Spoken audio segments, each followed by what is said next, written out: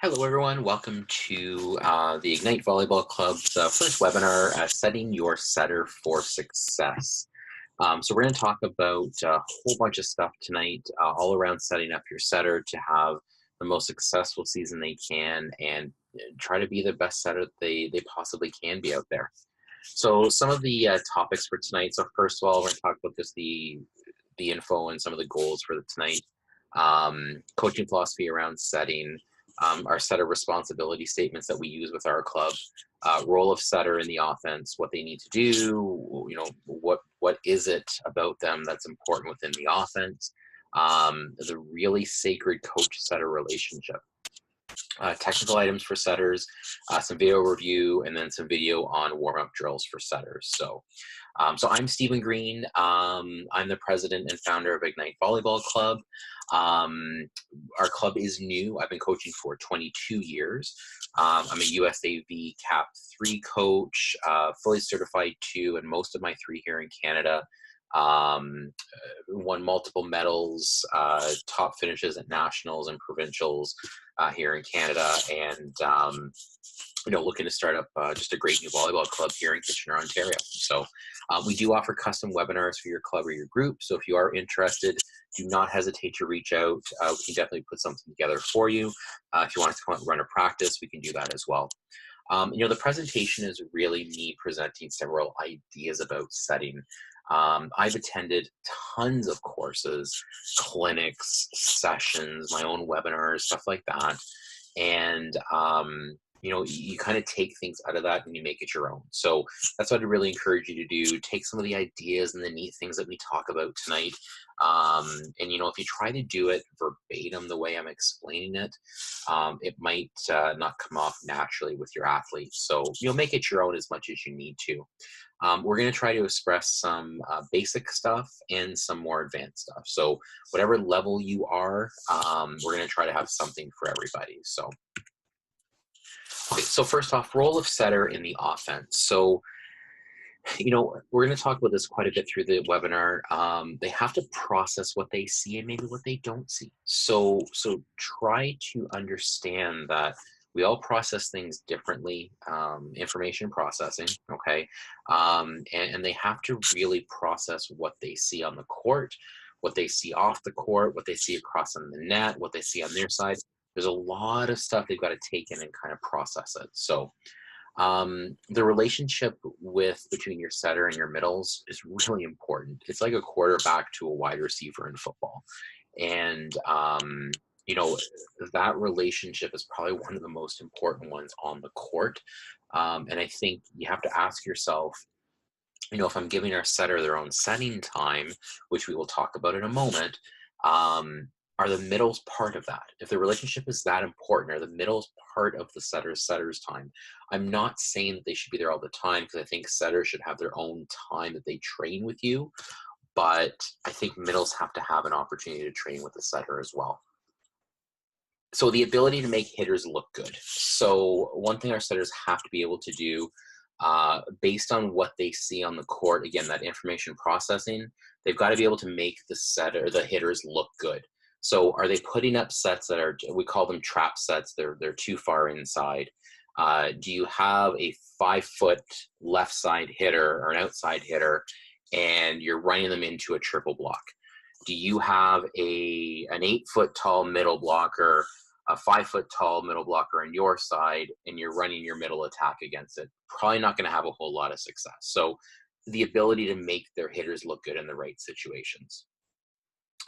Ability to hold the other team's middle. So one thing we talk about as well is the battle between our setter and the other middle or the other team. If you're elementary school, depending on what the level you're at, just the ability for the setter on your team to hold the other blockers on the other side. Okay, we're going to be looking at a video of Lauren Carlini a little bit later. But we talk about just the battle, we'll say, between the setter and the other middle blocker and how they're managing what we call holding blockers. We want our setters to follow the ball right out of the server's hand. Okay, so none of that. We see sometimes setters kind of turn and they look at their team to see where the pass is coming from. We want them to follow the ball, the flight of the ball, right from the server into their passer's hands. So really, really important. Do they know the other team's defense? So that's probably more of an advanced thing. Do they actually know what's going on the other side? Really, really basic. I'll give an example. So if you've got, I know I said it's an advanced skill, but it could also be basic where, if you're at, say, an elementary level or a grade school level, do they know that the other team is in a six-back defense? So if they need to dump to 1 or dump to 5 where there's nobody in the backcourt. Just a real simple example, right? And of course, as coaches at that level, we've got to give them that information. So, do they have any idea what's going on the other side of the court? Can they move? Okay, are they athletic? We're going to talk about what we look for in setters, and we do look for them, I think, for the most part, to be athletic, ability to move fast. One term we use in training is, can they get there fast and then slow down? Okay, so do they have that ability to be athletic, get there fast, move quickly, etc., etc.? So that's what we look for our setters to deliver in an offense. And these are just basic items. So, okay, so coaching philosophy. So I've got a bit of a list here of things that we look for within our coaching philosophy. And, one of the things as an example is tall versus short. That's going to be an argument, I think, forever and ever, amen. Our opinion, when we look at tall versus short, I think for the most part, you can get away with a short setter. At the end of the day, I need an athlete who can set the ball. I've seen a ton of bad tall setters. Setters that they don't have the skill, but clearly a coach has stuck them there because they think they're tall and they think they're going to be good automatically. So we want someone who can set the ball. I think if you are in elementary school, if you're in Canadian club volleyball, if you are in even Canadian university volleyball, for the most part, you can get away with, quote, a short setter, 5'7", 5'8". One of the best club teams ever that came out of Durham Attack in the mid-2000s there. Their setter was 5'7", I believe, 5'8", and she led them to, I think, 5 straight national championships. Who are we to say? If they can deliver the ball and they've got all those other great skills, is the height really that important, right? I know you have a smaller block on the outside, but I'd rather have a kid that can set every ball well and we give up a few points on defense. Not a big deal. Information processing, we talked about that. So the ability to take what they see and process it and deliver based on what they're observing. 5-1-6-2, depending on what level you're at. I think a 5-1, we see a lot more teams now going to a 5-1, having one setter, one consistent delivery of the ball. In a 6-2 system, you've got to make sure that your setters can almost deliver very similarly. You've got to make sure that there's not a whole ton of inconsistency because your hitters will have one setter for one rotation, one setter for two, right? So you got to make sure that their delivery and everything else is very, very similar. And of course, it depends on what kind of which country you're in, because in Canada we have limited subs, and in the U.S., of course, we have unlimited or not unlimited, maximum 12 subs, where you can kind of run kids in and out as much as you want. Where to set from? So a lot of different arguments here. Most common is 2, 2.5. Obviously we run mostly left side hitters and middle hitters, that sort of thing. One of the best Canadian university teams ever out of University of Alberta, I'm dating myself here, but I think in the 80s or I think in the 90s, they actually ran their setter out of 3, out of the middle. Can't remember her name, Russian setter. And I think she won Player of the Year that year. She was the best blocker. They put her in the middle and just ran her out of 3. It just depends on what you have. And I think for coaches of any level, I think knowing what it is that you have and making best use of it, really that's what it comes down to. And setting is no exception. Left-handed versus right-handed. You know, what is everyone's dream? Tall, 6'5", 6'6", left-handed kid who can set and deliver the ball. You're not going to get that all the time. So left-handed versus right-handed, we have a ton of great right-handed setters out there right now who can dump with the best of them. Okay. You know, is left-handed great? Sure it is, but I will offer this argument. Well, what's the point in going with a left-handed setter if you're running a 6'2", right? I've seen that before. I've got this great left-handed kid and the team's running a 6'2". Well, as long as that kid is there to actually set the ball only and not meant to be a hitter, then you're okay. But you know, left-handed versus right-handed, we see kids who are right-handed who train themselves just as well to dump with a left hand or with a right-handed for that, with a right hand for that matter. So again, great to have the left hand, but either or is really good. This is a really good one. You know, can they actually set? So how many times do we see setters who come in and yeah, they may have these great hands, they look great, but they're great at volleying the ball. They're not actually good at setting the ball. And what I mean by that is setting a clean ball, delivery off the hands consistently, okay? The ability to hit the same spot every time. So I can have a great set of, quote, hands that look good, but if I can't actually deliver a ball to the same spot every single time, then I'm not going to be very successful at this setting thing. You know, leadership optional. So I put a question mark there. Does the setter have to be your best setter? Or sorry, does your setter have to be your best leader? One can argue that. As I was preparing this presentation, I thought back to the teams that I've had, and here's a thought for you. Any team that has had a great deal of success for me has had a setter who was a great leader.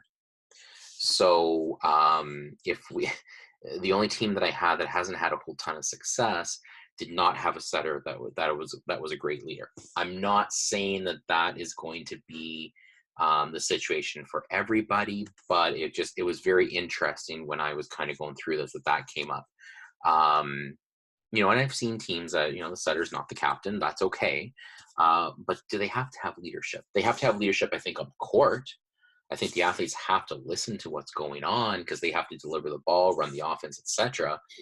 But do they have to be, quote, the team leader? I think you have to decide what your definition of team leader really is for your team. Hands, so soft versus just getting it there. So again, it kind of comes back to, are they a volleyer? Are they a setter? One of my best teams ever had an athlete. She had horrible hands. I don't know what it was, but maybe coming back to my previous point, she was a great leader. So we kept it real simple for her. She had 4 sets: high ball outside, meter in the middle, not even a quick meter in the middle, 2-meter ball behind, and a backcourt pipe. Set 4 balls. Don't mess it up. That's all you got to do. Didn't have great hands, but everybody listened to her, and we won a provincial bronze medal based on that. So, you know, again, hands may look good. We need the setter that can actually deliver the ball. Okay, so something to look at there. We don't just take the kid with the best hands. We got to take the setter. Okay. I mentioned this before. They need their own playing time. Their own practice time. So they have to get their own time in. If you're with an elementary school where maybe your practice are only an hour and 10 minutes, my opinion, taking 10 minutes at the beginning with just your setter and have the rest of the team come in later, valuable. Get 5 minutes. Give them 5 minutes, not of talking about what you're going to do, 5 minutes of actual ball handling. Get out there, do some stuff. They're setting balls. I'm going to be talking about wall setting very shortly.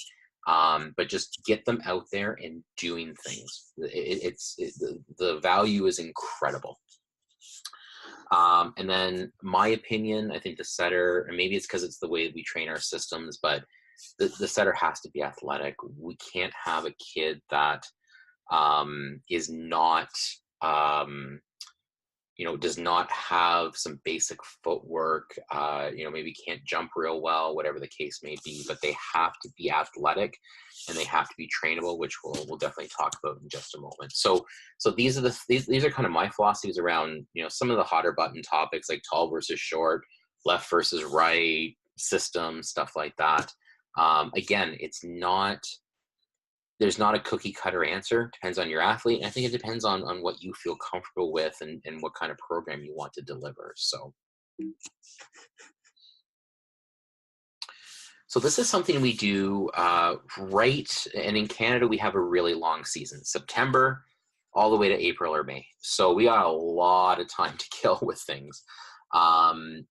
The next two slides here are the setter responsibility statements we go through with our setters. Now, you'll see the credit. I actually, again, because I've attended so many different educational sessions, I've taken what I've learned from others, and I'm giving credit to some of these items on the next slide from some of the people who I've heard from. But I've really taken this and kind of made it our own. There are things in here that I would not go through with an elementary school or a young club team. But there's stuff in here that I think you can kind of tweak and manage it and show them. For older kids, you're going to see some verbiage in here that they're designed for older teams, whether it's university or college or whatever the case may be. So I'm just going to go through one at a time, and I can maybe talk about how you can tailor it. So first one, motivated and willing to work longer hours. I'll be coachable and willing to work with my coaches. So if you've got a younger team, motivated and willing to work long hours, might be tough if you're a 12U or a grade, 4, 5, or 6. Not at all where we're going with that. I don't think I would even bring that up to them because I don't think they really would understand it.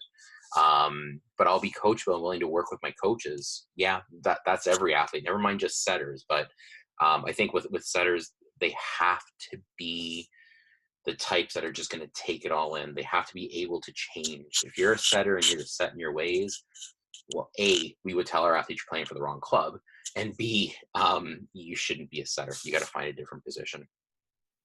Next point, definitely for older teams, I would not go through this with a younger group. I could take any 5 hitters and win. Okay, so we don't want to have an issue where a setter comes off the court. She's got 4 really good hitters. One's having a bad day, and she says, "Well, it's their fault." Well, no, you got to take any 5 kids and go win the game if you can, right? So it doesn't matter who's on the court or whoever the coach puts out there. You got to take what you have, and you got to try to go win with that. I'll be calm and cool under pressure, right? So we don't want the setter kind of running around crazy and not knowing what's going on and kind of all shaky and nervous and whatever. So you got to be calm and cool, right? Physically tough. Okay, so again, I don't know if I would go through this with a young athlete because I think this goes into some more coaching ethics around pushing athletes through injury and stuff like that. But I think it also it needs some explanation, especially to the older crowd. So I'm physically tough. Okay, I use this example, with a 14, 15, 16U team.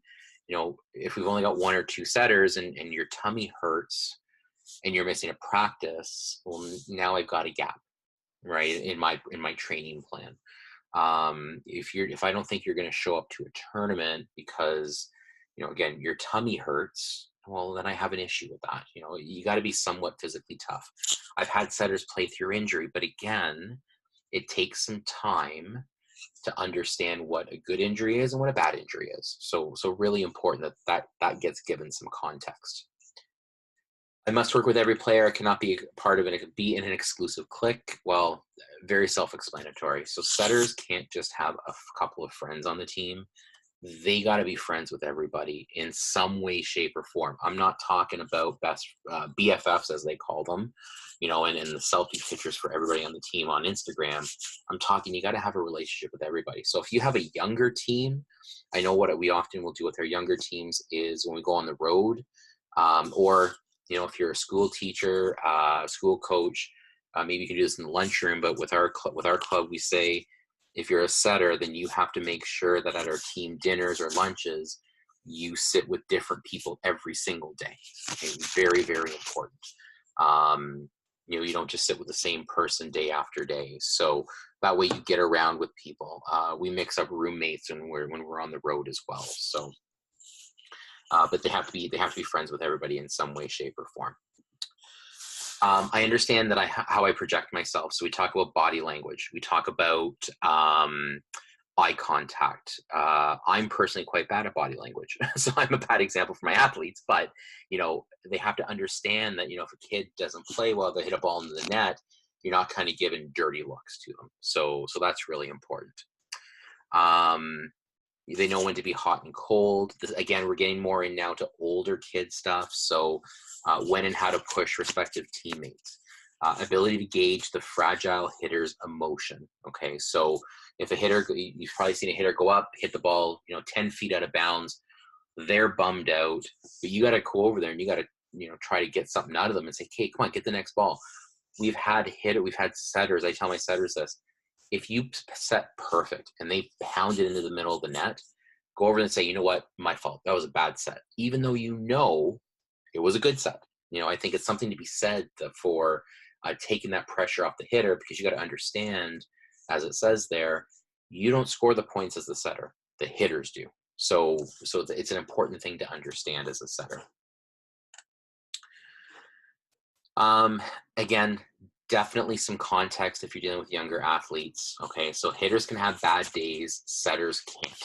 Okay, one setter, 5 hitters, very, very different. So if you're having a bad day, we're going to have a bad day as a team. I would not go through that with younger athletes. That's a lot of pressure to put on them. One thing I would, though, if you have a younger setter that you're trying to get into the position, one thing we say there is no such thing as a bad pass. So the second a setter has a mentality that, "Oh, it's a bad pass, I'm not going for it," you're toast. So you want to make sure that your setter has the mentality, there's no bad pass. I'm going to get pretty much everything based on what your system is, of course. But there is no such thing as a bad pass. I must be a sponge. So we talked about that earlier, about being coachable. They've got to be a sponge and be able to take it all in. And then, of course, we did talk about taking responsibility for the mistakes of others. So, again, great, perfect set, ball pounded in the middle of the net, and then a setter going over saying, "That was my fault, my bad," as they do, "my bad," and they tap their chest. And then they ask them where they want their set better next time. Ability to keep my own ego in check, definitely an older kid thing. When that starts to go on, never fun, but it does happen. Another one, I will receive more criticism and less glory than the hitters. The reality of it is, if you're in a 5-1 in particular, you are touching the ball every single rally. Hitters can go a full rotation and not touch a volleyball. Setters, you cannot. You are going to touch the ball more than anybody. Therefore, you're going to have more criticism than others. Again, because it says there, I simply have more contacts than others. I understand my responsibility is to lead our team to victory. Again, older kid thing, wouldn't put that on a young setter. But one thing I would do, I know there was a question from one of our participants, how do you pick a setter? This one I really feel firmly in, just the second point within number 10 there. Are you a competitive player or are you a participant? Okay, so we start to talk about participation versus competition. Personally, I've never met a good setter or a successful setter who was just there to have, and I want to use this term lightly, fun, but didn't have a competitive bone in her body. Okay, every setter that I've had that has done well has been more of a competitive player as opposed to a participant. I think those are two very different things. Number 11, so I understand that I have a unique role and will be strong enough to fulfill this. Again, that gets very, very complicated. Not complicated, but it gets more complex in how you explain it. And of course, I have the ability to process information quickly. So as you can see, there's some things here that you can take out. You can make up your own. With our club, what we do, again, we have an incredibly long season. We do 1 point with our setters every week or two at the beginning of the year. Get to them early, establish what you want from behavior standpoint, and this really does capture a lot of it. So, okay, coach-setter relationship. I am that coach that during timeouts, I just want to talk to the setter. I will leave it to my assistant coach or whoever is on the bench. You go talk to the passers, you go talk to the hitters, whatever. Usually give them some feedback, but I'm that guy who wants to just talk to the setter during timeouts. What's going on? What do you see? That sort of thing. Because my next point, and I tell this to all young coaches, never get mad at a setter for something they've done. You weren't there. You weren't in the heat of the moment. You didn't see what was going on. You don't know what they saw. So I always tell young coaches, don't go out there. They set left side. Maybe they set something that wasn't in your scouting report, if you have a scouting report, and they went against it. Ask first. Always ask questions, then go. Now, if they actually made a bad decision after that, hey, all bets are off. Go ahead and have at her. But I don't generally get mad at all at setters because I wasn't in the heat of the moment. I wasn't the one setting the ball. I didn't have the vision.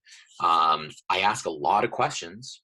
I want to know what kind of information they are processing. Okay. Because for me, if I'm going to truly understand my setter and what they're doing, I need to ask questions. And then again, so I think someone was asking, how do you pick a setter? I think a setter that you're running through your system that answers the questions and you have a good understanding that they know that they are processing information, that's how you should pick a setter, the one that gets that part. And I also think with coaches and setters, communication is sacred, okay? There are times where I know during our setters practice that we will have to talk about other athletes. So I need a trust there with my coaches. When I say talk about other athletes, I mean, hey, little Susie had a horrible game. I think we need to set her less, just as an example. But the reality is I do have to talk about other players with them. So I think that trust has to be there. Just some technical items. So you'll see me kind of jump a little bit between slides, so just so I can show you guys some pictures. So neutral hands, we always want hands to be neutral. And again, it's a webinar, so it's not really, I can't really necessarily show you a ball up in the air and what it all looks like, but we want to have neutral hands. Do they have to be soft? Yeah, I think there has to be that element. And I'll just very quickly show you. When we talk about neutral hands, here's actually this is Alicia Glass, the last medal-winning setter with the U.S. Olympic team. Lauren Carlini, we'll see some videos with her shortly. She's on the team. And then this is Micah Hancock, also currently on the U.S. national team. So if you look at the hands, they are neutral. When we teach young athletes, we try to teach them Superwoman. So we want this to be, if you'll notice with Micah right here, the ball is this far from her hands. And then with Lauren, the ball's a little bit closer, so her hands start to bend a little bit. And then, of course, this is Alicia. She's going to be setting back there. Neutral position, ball in front, right at her forehead.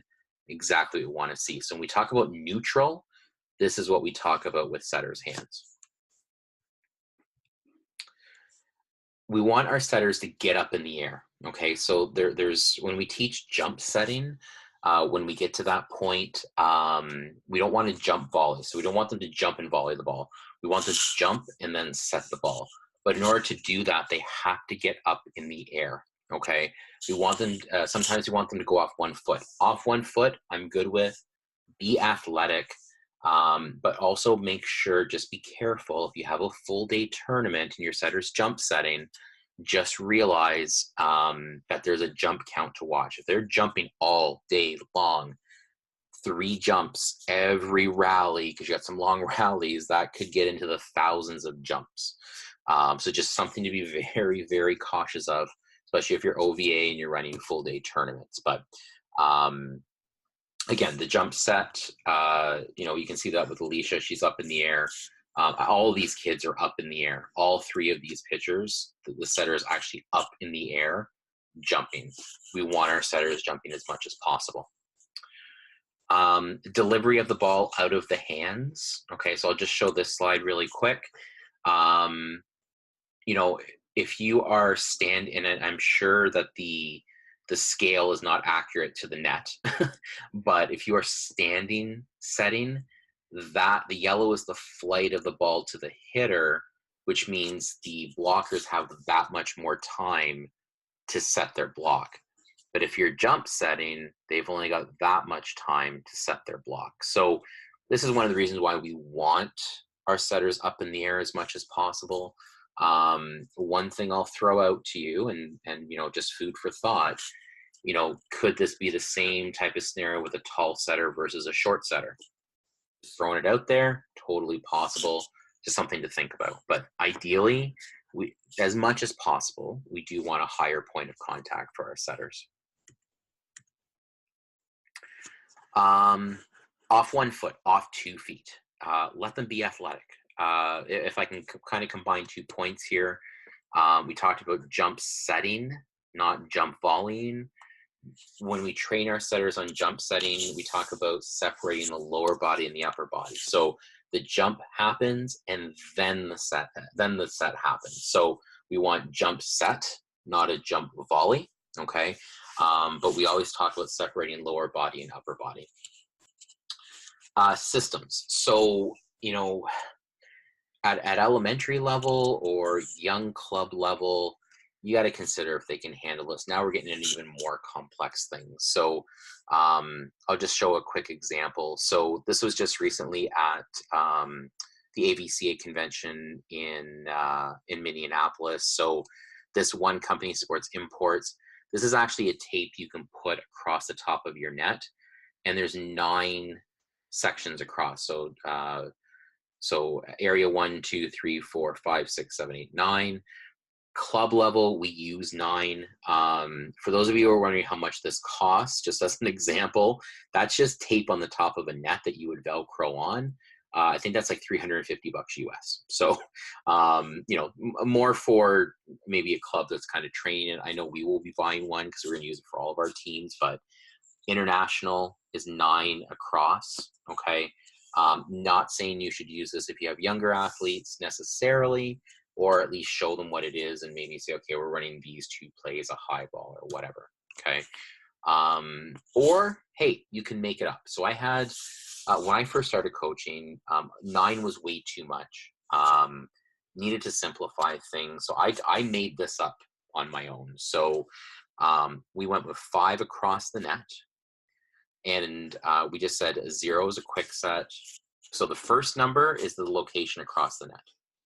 Second number is the height of the ball. So 0 is a quick set, 1 is a meter ball, 2 is a 2-meter ball, 3 is a high ball. So if it was a high ball to the outside, we would call it a 13. A quick in the middle was a 30. A back set was a 52, or an inside shoot was a 20.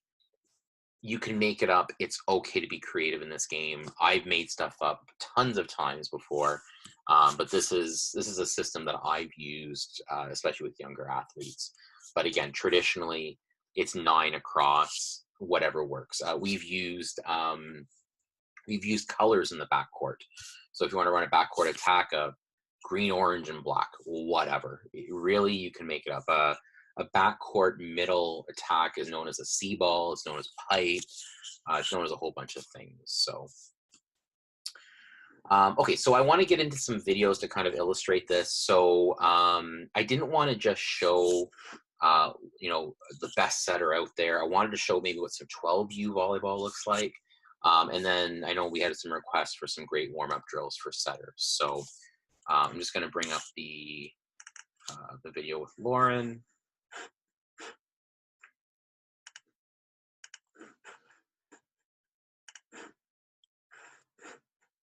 Okay, so disclaimer here. Lauren is one of the best setters in the world. And the reason I wanted to start with her is she's just really good. And she's now trained, I believe, with the U.S. Olympic team, or U.S. national team. They're not Olympic team yet, but the U.S. national team.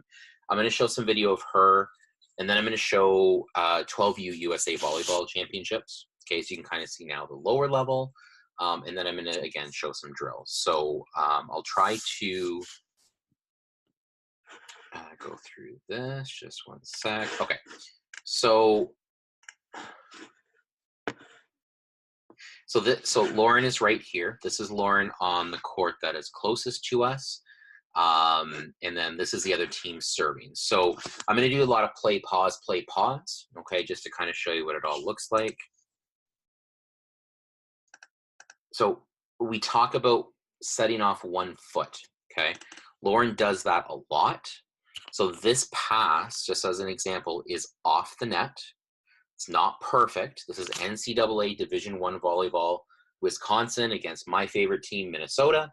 This is from a few years ago, but not everything's going to be perfect. So Lauren's got to come off that net and make it happen, and she does it by going off 1 foot. Again, let your setter be athletic.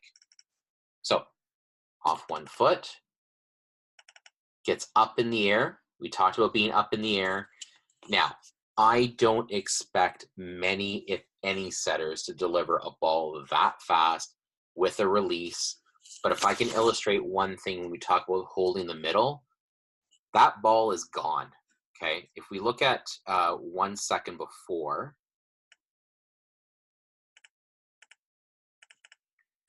I'm going to show this. Okay. That's her. Now she's in the air. At this point right here, we don't know where the ball's going. Look at this middle blocker on the other side. She's not moving anywhere. She doesn't know what's going on. She thinks she might know. We got a great outside hitter here, a great outside hitter here. I'm pretty sure she's not setting middle, but Lauren has done an incredible job of holding her middle blocker. Okay, so just watch what happens. Gets up in the air, delivers to the right side, and then this hitter is going to have almost point of contact. She pretty much has a 1 on, let's say 1.5, because this middle blocker is so late because Lauren held her so well. Shocker, the ball goes right through the block and down. That point is made possible to you by a fantastic setter. Now I'll let you watch this one in full speed because it's just kind of fun to watch. Again, watch her, watch how athletic she is, watch her holding the other middle blocker and the other blockers in general. Yeah, 1-on-1. That middle blocker doesn't have a clue what's going on. Not because she's not good, but because Lauren's really good. I'm just going to go through and show that slowly again. She's going to get up in the air, The middle actually goes with her, which is kind of crazy because Lauren's up there with 2 hands. Like, that's what makes her good. And that's how her outside hitter gets a 1-on-1.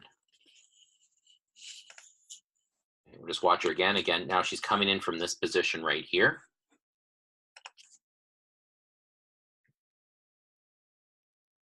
Like, the middles just have to hold with her because she's just that good. Whoops.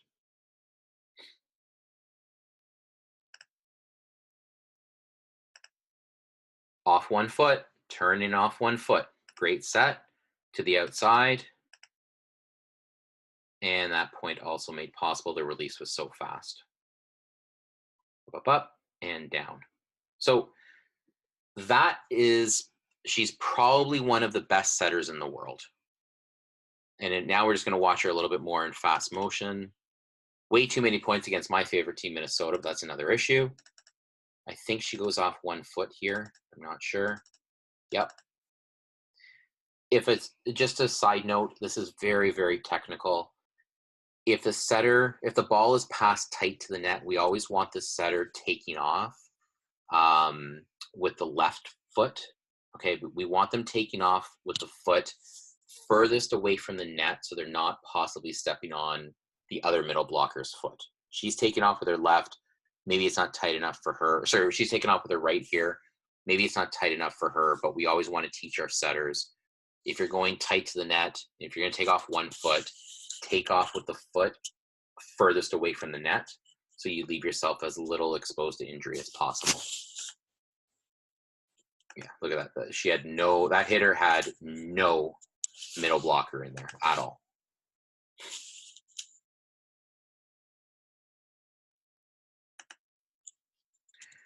Sometimes I get asked the question, you know, do you let your setter bump set?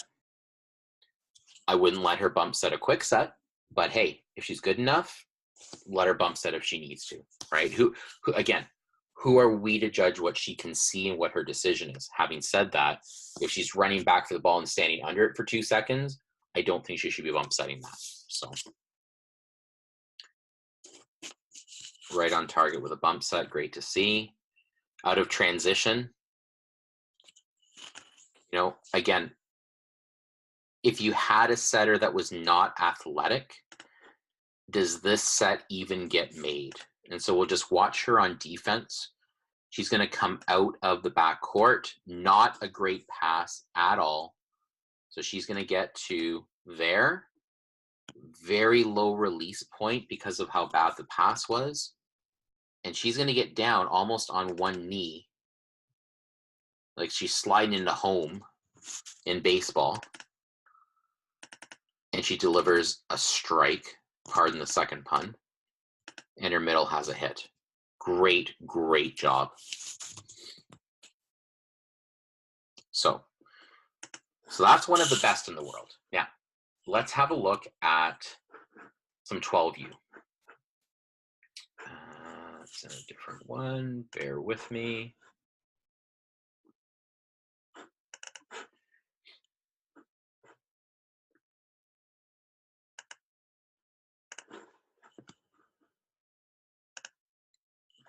Okay. So this right here, and I'm just going to make this full screen.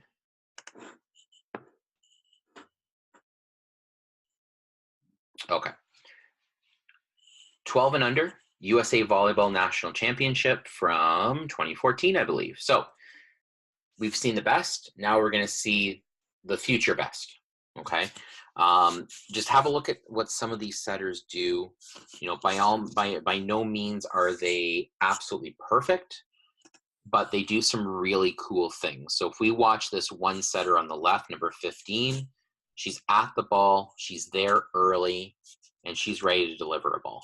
Okay, we got neutral hands, okay, and she's ready to deliver. Up and hit. And we're going to see a free ball. Again, watch number 15. Hands are up nice and early, up and push. Great ball. Great, great ball. So, you know, when we're talking, if we've got younger athletes out there and their setters, we just want to see them beat the, we call it beating the ball to the spot, getting there early and delivering it. We're not looking for jump setting off 1 foot or you know, left foot first or whatever the case may be. Get to the ball early. Just get there early, okay? That setter there, you know, number 24, I believe on the right side, if you noticed, her body didn't get turned around. She kind of set off of her side. That's not a very athletic move. We want our setter to be at least squared off as much as possible.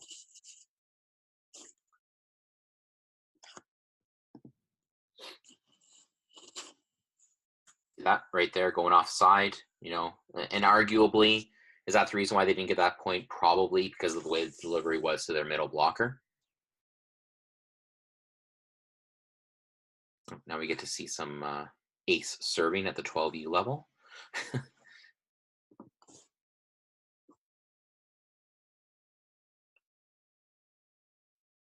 And we'll watch, maybe watch one more here. These kids are actually pretty good. For 12 and unders, they're not too bad. So if we see number 15 here, okay, so number 15 has kind of stopped, okay? I don't really like how she's kind of up in the air the way she is. I'd like to see her open to her team completely.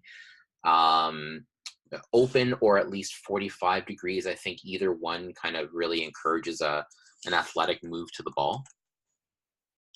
There's the bump set and the down ball. Oh, 24 does a better job now of getting square. Sets into the block, goes back out. 15 delivers a nice ball. What you'll notice, though, is when they don't get around, that ball's not getting to where it needs to go to. Okay, so, you know, again, this is what you're more going to get at this age category, and that's an okay thing. I'm sure the coach right there is telling her, please get your body around. I'm pretty sure that's what he's telling her. So we'll watch one more, and then we'll get into some drill stuff. Ball's up, great set, great hit.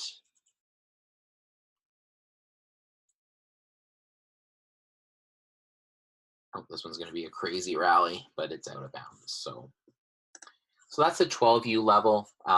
Again, younger athletes, you're going to spend more time just get to the ball. What our main thing is, get to the ball soon, get neutral with your hands, and push. Okay. So I'm just going to show, there were some questions around maybe some different drills that you can do. I'll just show that right now.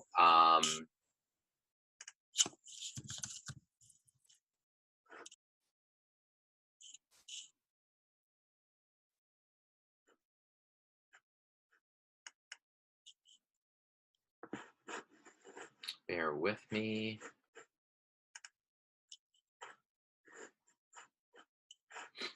Okay, so I just want to give some credit where credit's due.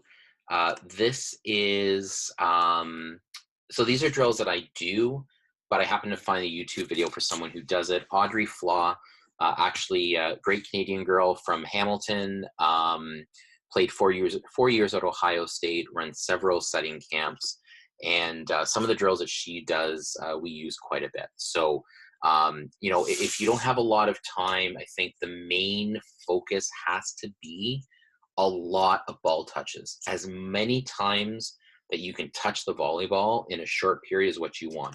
So some of these drills are absolutely fantastic. When you have setters, and the whole team can do this. If you have a younger group, you know, we do this, everyone from our 12Us right up to our 18 and unders, right? I mean, just the more ball touches.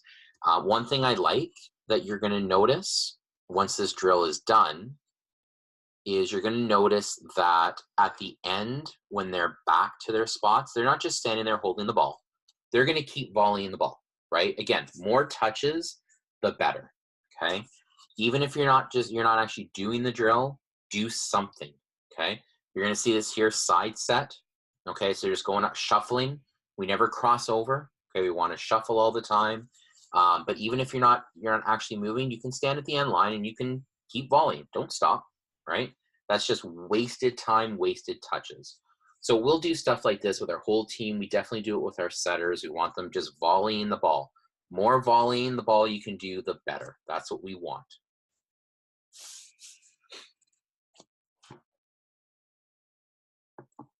Okay.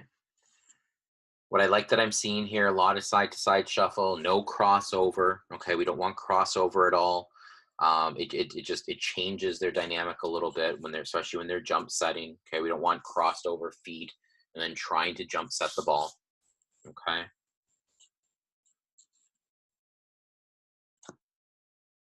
I'm gonna fast forward over to something a little different. Okay. Every single setters practice we do some variation of wall setting. So every school, every facility is going to have a wall. Everyone's going to have a ball, okay? What we want to see, just touch. That's it. Volley, volley, volley, volley, volley, volley. We will sometimes do this. One thing that we do quite a bit, actually, we'll use a basketball, okay? Now, basketball is a heck of a lot heavier. You can't go the same timeline with a basketball, but it opens up their hands quite a bit.